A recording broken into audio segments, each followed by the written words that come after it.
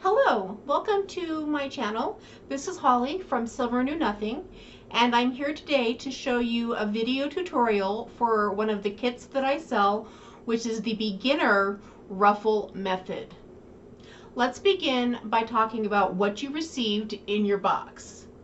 You should have received a wreath base that has 12 stems on it. There are 6 on the outside, 3, 4, 5, and 6, and then 6 on the inside. 1, 2, 3, 4, 5, 6.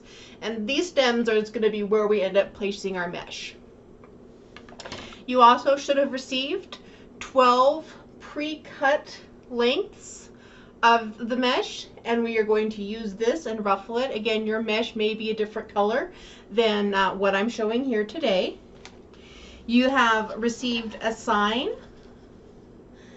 The sign is already prepped to be attached to the wreath. I've applied cable mounts to the back here, and they are applied with some DAP Rapid Fuse glue so that they are weatherproof. So if you're in an area that is hot or humid, the glue should not melt.